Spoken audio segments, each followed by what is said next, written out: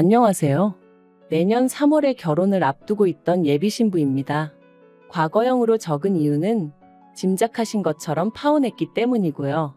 물론 아직 예비 신랑이었던 남자친구는 받아들이지 못한 눈치지만요. 아무튼 저는 결정을 내렸고, 그러니 예비 신랑이 아닌 편의상 남자친구라고 칭하겠습니다. 남자친구는 제 파혼 결정을 통보받고는 저한테 사람이 그러는 거 아니라면서 제가 이렇게 피도 눈물도 없는 사람인 줄 몰랐다고 저와 함께한 지난 세월들을 보상하라며 억지를 쓰고 있는데, 정말이지 다른 사람들에게 한 번쯤은 물어보려고요. 남자친구 말대로 제가 냉혈한이라 이런 결정을 내릴 수 있었던 건지 말해요. 남자친구하고는 대학교에서 만났습니다. 신입생 동기였거든요. 그런데 저희 과가 학교 내에서도 정원이 30명 남짓으로 굉장히 적은 과였어요. 그렇다 보니 남자친구하고 저는 의도했건 의도하지 않았건 시간을 같이 보내는 일이 자주 있었습니다. 겹치는 수업도 상당했고요. 그래서 누가 먼저랄 것 없이 조금씩 가까워졌고, 그러다 남자친구가 군대를 다녀오고 저는 유학을 다녀오고, 복학하고 나니까 다들 어디로 갔는지 강의실에서 아는 얼굴이라곤 서로밖에 보이질 않았던 거죠. 그래서 이후로는 더 자주 더 오래 붙어 다니게 됐어요. 그리고 자연스럽게 그 관계가 연인 사이로까지 발전하게 되었던 거고요. 그런데 결혼 이야기가 오가던 무렵, 남자친구가 제 눈을 피해 누군가와 연락을 주고받고 심지어 몰래 만났다는 정황을 알게 되었습니다. 충격이었죠.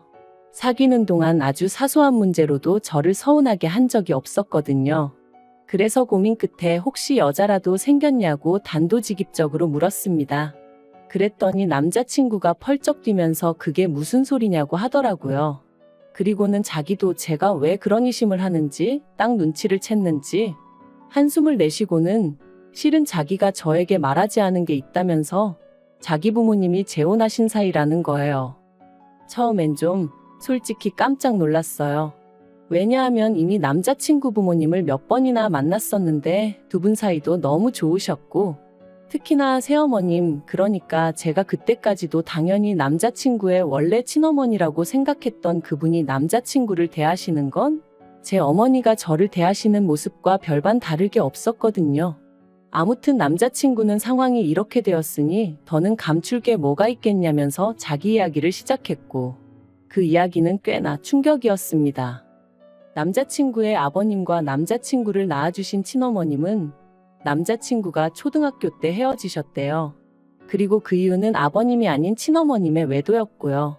아버님이 눈치를 채기도 전에 친어머님이 먼저 남자가 생겼다며 일방적으로 이혼을 요구하셨답니다. 하지만 그럼에도 불구하고 아버님은 자식까지 있는 여자가 어떻게 그렇게 쉽게 가정을 버릴 생각을 할 수가 있냐고 이혼은 못 해준다고 버티셨대요.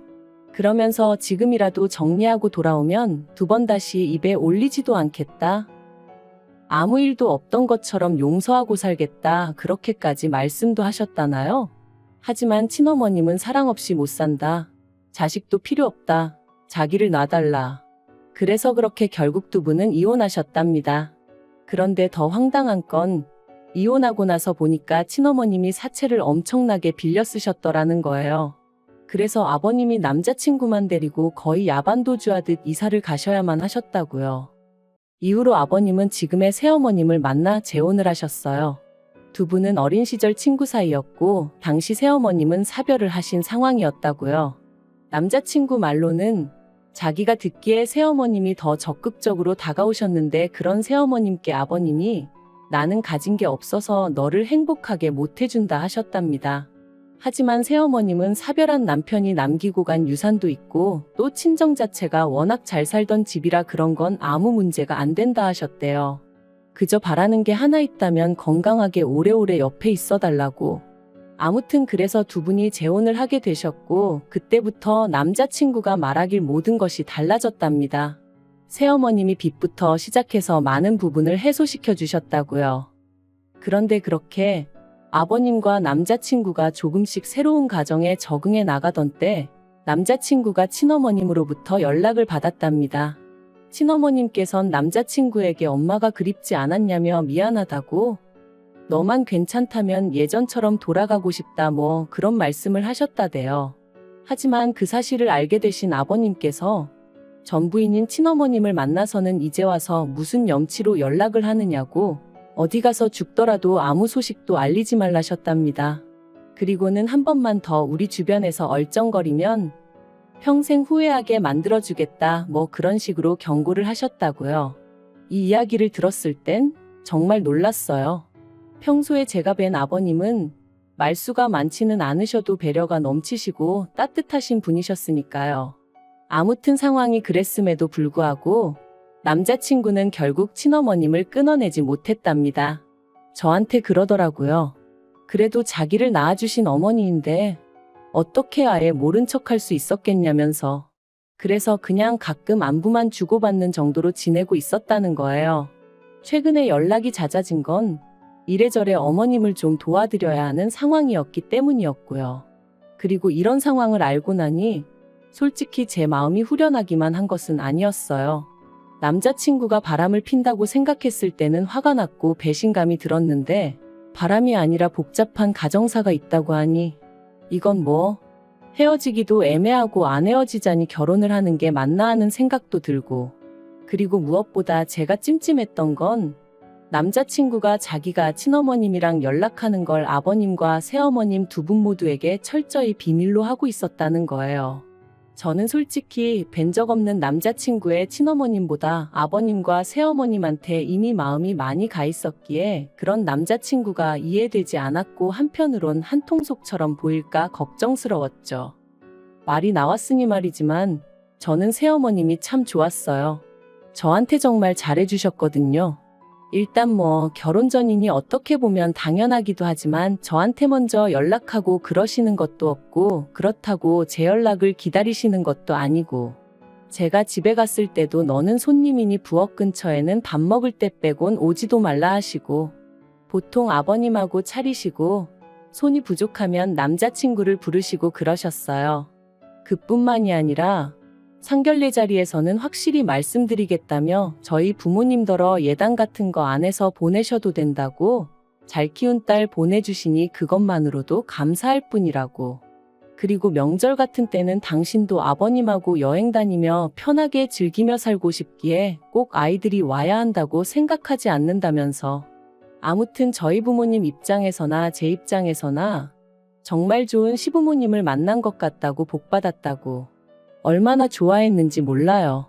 그런데 이런 새어머님을 속여야 했으니 솔직히 너무너무 찜찜하고 불편하고 죽을 맛이었죠. 그러다 기어이 일이 터졌습니다. 시작은 지난달이었어요. 평소와 마찬가지로 남자친구랑 데이트를 하던 중이었는데 전화 한 통이 걸려왔고 그 전화를 받은 남자친구의 얼굴은 사색으로 변하더라고요.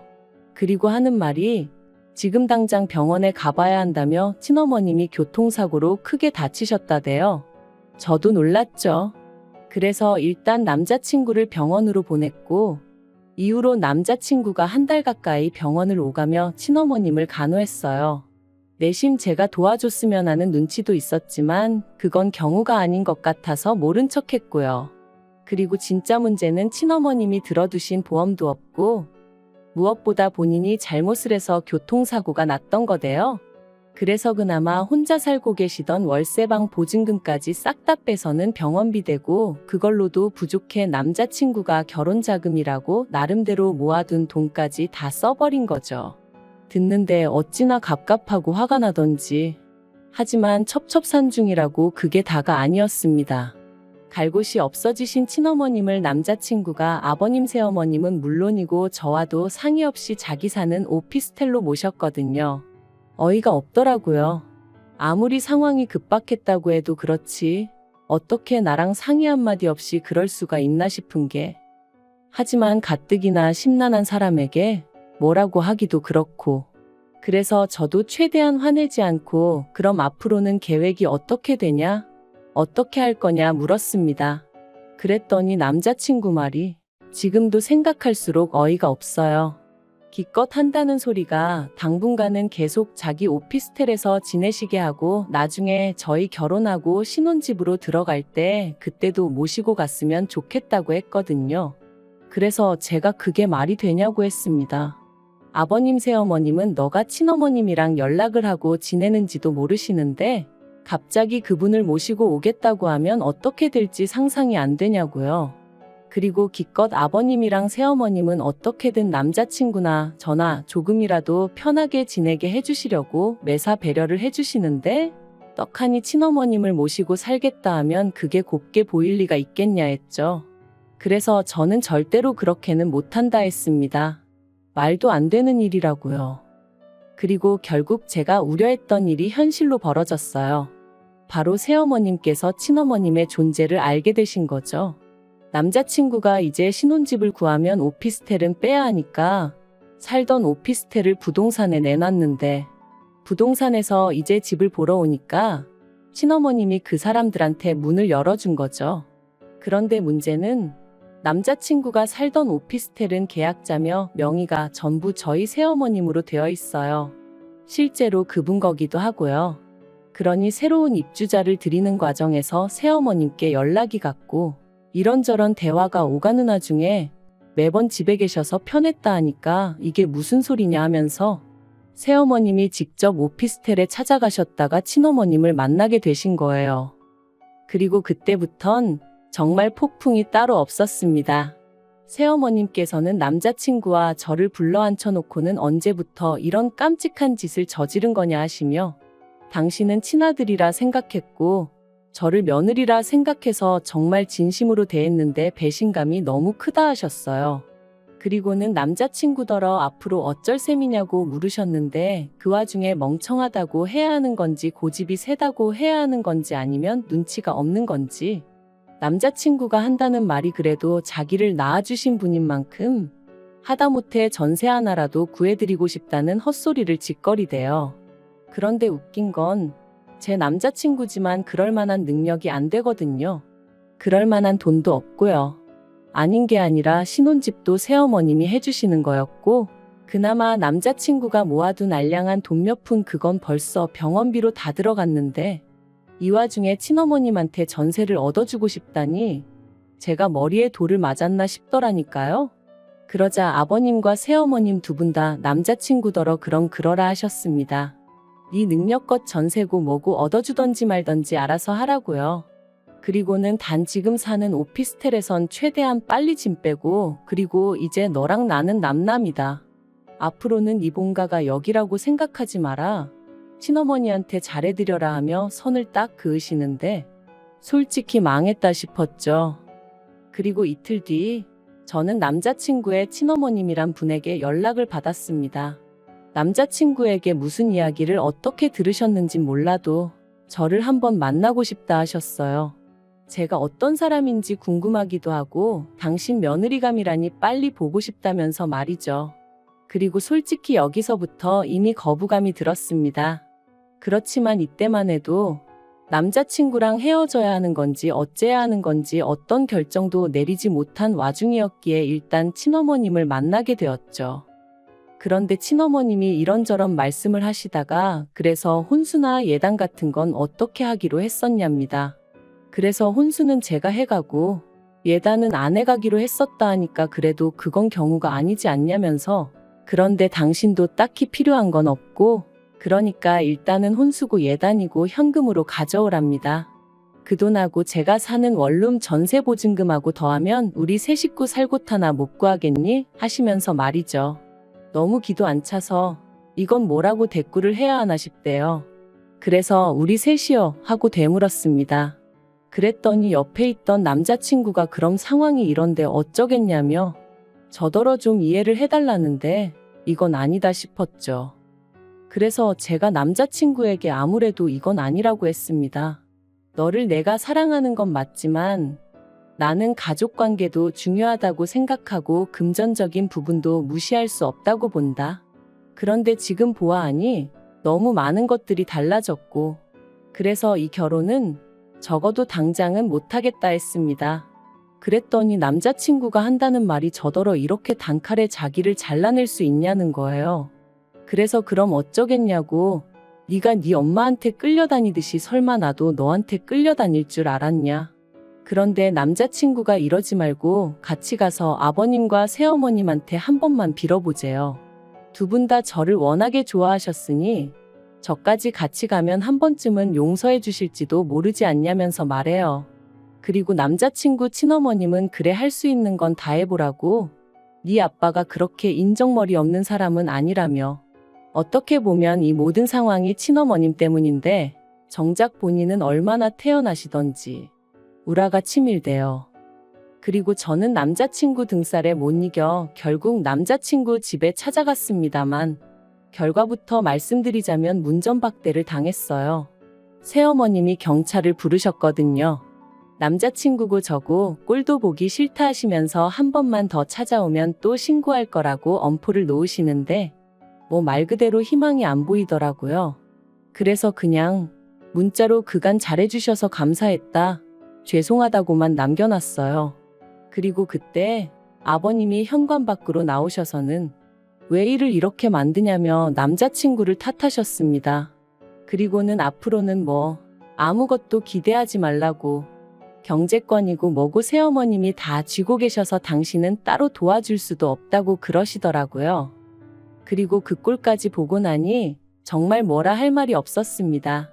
그래서 남자친구에게 너도 이제 네가 무슨 짓을 한 건지 알겠지 하고는 헤어지자 했어요. 나는 솔직히 네 친어머니고 어쩌고 해도 좋은 마음으로 대하고 살 자신도 없고 그리고 이번 일을 통해서 네가 얼마나 무계획적이고 무능한지도 알게 되었다고. 그러니 이제 각자 갈 길 가자 한 거죠. 그랬더니 남자친구가 저더러 악렬합니다. 저더러 자기 돈 보고 좋아했던 거냐면서 너 꽃뱀이야 그러는데 웃기지도 않아서 그래 마음대로 생각해 하고 집에 왔어요. 그래도 무려 6년을 사귀었고 그러니 솔직히 제 마음이 한 번에 정리되진 않았어요. 그래서 집에 돌아온 이후로 한 3, 4일 동안은 밖에도 안 나가고 울었다 멍했다 그렇게 시간을 보냈거든요.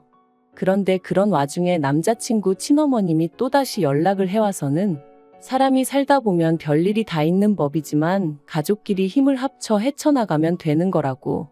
너무 경솔하게 행동하지 말고 같이 힘을 내자 그러시대요. 그리고 그 문자를 보자마자 진짜 머리끝까지 화가 올라왔어요. 이 아줌마 때문에 몇 사람이 상처를 입고 내 인생은 꼬였다 싶기도 해서 말이죠. 그래서 답장으로 아줌마 앞가림이나 잘하고 사시라고. 아줌마 때문에 아줌마 아들 팔자 꼬이고 저까지 파혼했단 수근거림이나 듣게 생겼다고. 마음 같아선 확 고소하고 싶은데 참는 줄이나 아셔라. 그렇게 보내고 차단해버렸네요. 그리고 엊그제 제 친구이기도 하고 남자친구의 친구이기도 한 친구가 이 친구는 그래도 대충 양쪽 상황을 다 알거든요. 아무튼 이 친구가 말을 전하길 남자친구가 회사에서 퇴직금을 선지급받았다고 하더랍니다. 그 돈으로 일단 반지하 월세라도 구해서 친어머님을 모시겠다고 했다면서 말이죠. 그리고는 혹시나 저를 만나면 자기가 정말 미안해하고 있다면서 저 없으면 죽을 것 같다고 그러니 제발 돌아와 달라고 전해달라 했다대요. 그래서 그 친구한테 쓸데없는 소식 한 번만 더 전하면 너하고도 손절하겠다 했어요. 재수 없으니까 그 자식 얘기 꺼내지도 말라고요. 솔직히 이런 저를 속물이다 생각하는 사람도 있을지 모르겠지만 저는 지금 그 친어머님인지 뭔지 하는 분 때문에 인생 자체를 송두리째 뺏겨버린 기분이에요. 마음 같아선 어떻게든 책임을 묻고 싶을 정도로 말이죠. 하지만 또 한편으로는 그래도 이런 일이 결혼 전에 벌어졌으니 얼마나 다행인가 싶기도 합니다. 6년의 세월을 한순간에 없었던 일처럼 지우고 살 순 없겠지만 그래도 조금씩 다시 기운 차려 볼게요. 두서가 없는 제 남사스러운 이야기를 들어주셔서 감사합니다.